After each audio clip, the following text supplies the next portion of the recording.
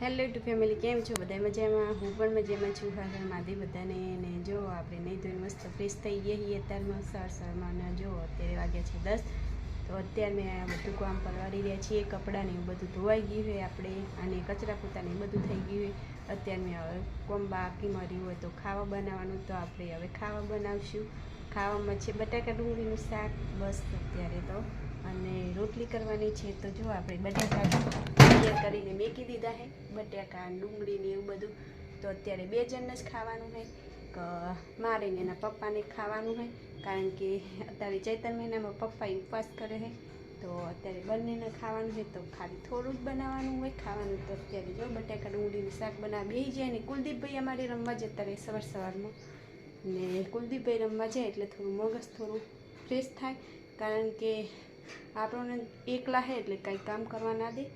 તો કુલદીપભાઈ અમારા પાછળ જે જેઠાણી છે તેમના ઘરે રમવા જે છે, એટલે આપણે હવે ફટાફટ કામ લઈ લઈએ. નકર પાછા આવશે એટલે કામમાં પાછું ડિસ્ટર્બ કરાવશે ને જલ્દી કામ નહીં થાય. ને પાછું એના પપ્પાને પાછું સવારમાં પાછું અત્યારે 10 વાગે અત્યારમાં નોકરી જવાનું હોય, એટલે આપણે ખાવાનું થોડું વહેલું બનાવવું પડે. એટલે ખાઈ નહીં રહ્યા, નોકરી વહી જાય. ને અત્યારમાં ગયા છે તે ખેતરમાં.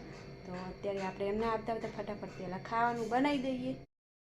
આપણે જો અત્યારમાં આવી જશે વાડામાં. અત્યારે વાગ્યા છે 3-4 વાગી જશે. અને અત્યારે જો કુલું ભાઈ અમારા પાછા મસ્તી કરવા માંડ્યા છે. અને બટકુને બી ચાન નાખી દીધી છે અમને. ને એવું ના કરે બટી, એવું કરવાનું. તો ભાઈ ચાર તો હે નહીં, શું નાખશો આજ તો બાબુ તમે? હે બાબુ? બીજી ગાય આવી બાજુમાં સાઈડમાં. તો કુલદીપભાઈને અમારે બટકું પડે આ તો રેવા અહીંયા પાણી પીવા આવી છે. પાણી પીવા આવી હેડ આપણે પેલા વાળાને જઈએ. ચાલ નહીં જાઉં કેમ? તો આપણે ચલો. કુલદીપભાઈ હોય સો રમતા, બાજુ જોપો વાખેલો એટલે ચિંતા જેવું નહીં. આપણે છોડવા જોઈએ કેવા થયા, શું કંઈ નહીં જાય. કારણ કે તડકો એ બહુ આવે છે, સોયાની થોડી કમી ઓછી છે. તો શું કરું, તડકાને સુકાઈ જાય છોડ. તો પહેલાં જોતા એ કેવા થયા છે. જો બધા છોડવા રેડી જ છે. ને આપણે સવારે પાણી પાઈને ગયા હતા, અત્યારે પપ્પાએ થોડું પાણી પાયું લાગે. અત્યારે ભીનું છે એટલે બરોબર છે. તું હોય આવતો રે. આપણે જો તિજોરી ખોલશું. તિજોરીમાં કેવું થયું છે, બધું ડમણ થયું છે. તો હવે આપણે સાફ સફાઈ થોડી કરી દઈશું, કારણ કે આજે થોડું કમોસું બધી જો સાડીઓ એકદમ બધું વિખરાઈ ગયું છે. અને વિસવા જ્યાં હતા ને બધું થેલો ને એવું બધું ભરી હતું, એટલે વિસવાના કપડાં હમટીને હરખા કરી નાખીએ આપણે. ને અહીંયા જો બધું કેવું થઈ ગયું છે, સાડી બધી વિખરાઈ ગઈ છે. તો આપણે બધું હવે સાફ સફાઈ કરી નાખશું. ના છે બધી લગ્નની સાડીઓ, કારણ કે પહેલાં ટીકીવાળીની બહુ ફેશન હતી. તો બધી ટીકીવાળી છે ને આપણે એક સાઈડ મેલી દેવાની છે, એટલે શું એક ખૂણો ખાલી થઈ જાય. કારણ કે આ સાડીઓ રહીને આપણે પહેરવાના હવે થતી નહીં એ બધું હોય છે. ટીકરીવાળી સાડી આપણે હવે ખાસ કોઈ પહેરવાનું થાય નહીં, એટલે એક સાઈડ મેકી દઈએ એને કોઈ કબાટમાં. તો આ કબાટ તો અડધું ખાલી પડી હોય, તો એમાં આપણે હવે મેકી દઈશું સાડીઓને. અને બીજી જે નવી છે જે અમુક એ ડ્રેસ ને એ બધું ત્યાં એકઠું કરી નાખીએ, એટલે શું કંઈ એકદમ ખાલી થઈ જાય તો બીજા કપડાં ત્યાં આવી જાય. કુલદીપભાઈ અમારે હુઈ ગયા છે હવે જો. અને કેવું ડાકું ફાટી ગયું, આખો ખુલ્લી હતી જો. કેવા ક્યુટ લાગે.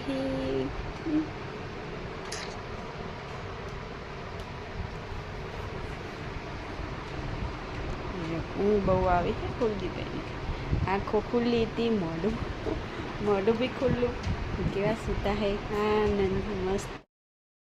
જો મારા દીકરો કેવા સૂતા હે. ને આપણે આજે ખાવા બનાવી નહોતું, કારણ કે આપણી તબિયત આવી તબિયત છે. બપોર પછી થોડી વીક થઈ ગઈ, કારણ કે રાત થોડી ટૂંકી થાય એટલે ઊંઘવામાં થોડું એવું થઈ જાય છે.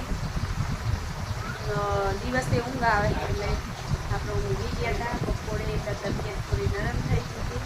અને અહીંયા જો સાહેબ માટે આ તો ખાવાય બનાવી નથી અમે. તો અત્યારે આપણે એમ થઈ ગયો હોય સાહેબ માટે આપણે મેગી બનાવશું. તો સવારે કંઈ ખાધું નહોતું, ખીચડી વઘારેલી ખાધી હતી, એટલે સાહેબાએ દૂધ કાઢીને તો આપણે મેગી બનાવી છે. તો ફટાફટ ચલો આપણે 2 ટમેટા મૂકી દીધા છે મેગી માટે.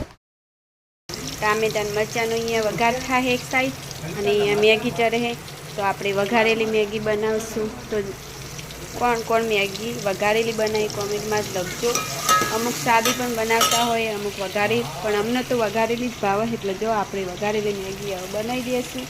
તો ચલો ફટાફટ, આપણને ભૂખ લાગી છે તો આપણે બધાએ મેગી ખાવા. કુલદીપભાઈ જો હવે ડીશો તૈયાર કરે છે બધાની. તો કુલદીપભાઈની અમારે છે ને મેગી બહુ જ ફેવરેટ છે, અને છોકરાઓને તો અમે મેગી બહુ ફેવરેટ જ હોય.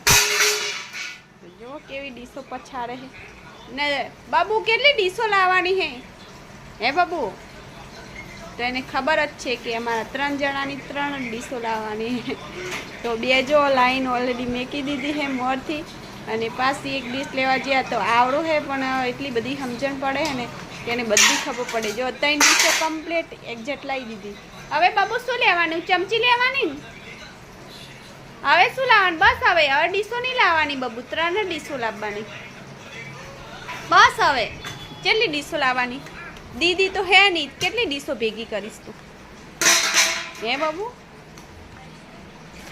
જેટલી ગોળામાં એટલી બધી ડીશો ઉતારવા માંડી. આમ તો જો હોય તો ઢગલો કરી નાખ્યો હોય. આપણી મેગી થઈ છે, રેડી થઈ ગઈ છે. ને કુલદીપભાઈ તો જો ખાવાય બેસી ગયા છે. તો હાલો બધા મેગી ખાવા. જો આપણે મેગીને બધું ખાઈ લીધું ને પછી મેગીને બધું ખાધા પછી કોમ હતું માતાજીના મંદિરને બધું સાફ કરવાનું હતું. તો જો મસ્ત સરસ માતાજીના મંદિર બધાય સાફ કરી દીધા છે. અને અત્યારે જો એકદમ ચીકણું ચીકણું થયું હતું જે એના ઉપર, તો મસ્ત સાબુથી ઘસીને ચોખ્ખા એકદમ કરી દીધા છે. અને અહીંયા પાછા મારા કુલદીપભાઈ પાછા રિટર્નમાં નાસ્તો કરવા બેસી ગયા છે.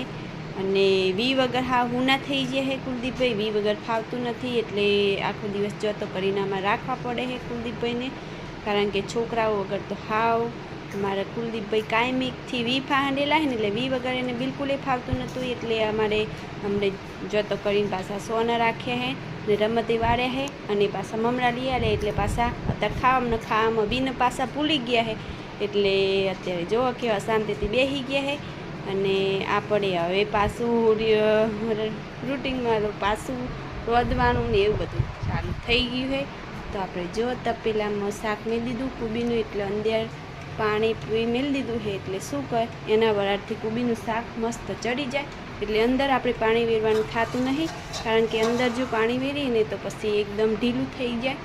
તો અને લોટ બંધાઈ ગયો. આજ તો થોડું વહેલું રાંધવાનું છે.